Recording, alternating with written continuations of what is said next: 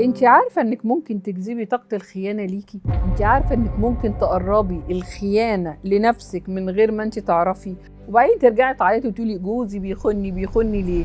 هو حضرتك عملتي ايه في البيت خليتي جوزك يستقطب او يستدعي طاقة الخيانة؟ عملتي ايه؟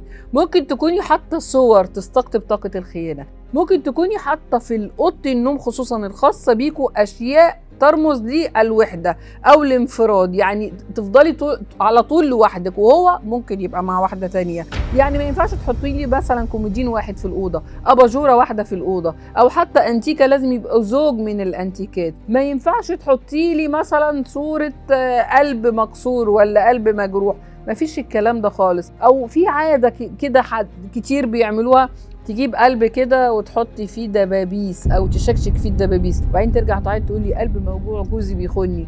ما تستقطبيش طاقة الخيانة ليكي. خدي بالك من التكات الصغيرة دي، صدقيني هتفرق معاكي كتير.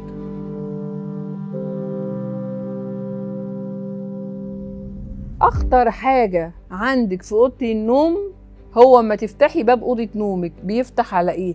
اياكي افتح الباب الاقي السرير في وش الباب.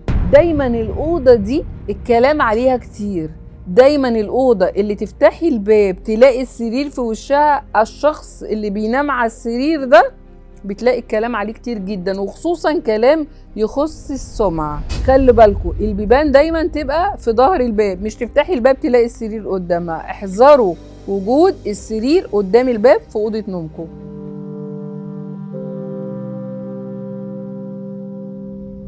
في حاجة عايزة أقولها لكم مهمة جدا جدا، مكانك في سريرك محدش ينام عليه. مش حضرتك صاحبتك جاية تبات معاكي تروحي مبيتها معاكي في أوضتك، ما تزعليش بقى ما جوزك يتجوز عليكي، ولا تخلي ابنك أو بنتك ينام جنبك في السرير. كل واحد ليه مكانه، حضرتك بتنامي ناحية اليمين وهو بينام ناحية الشمال، حضرتك ابنك له أوضته وبنتك ليها أوضتها. اوعوا تبدلوا أماكن طاقة السراير عشان طاقتكم الشخصية ما تتبدلش.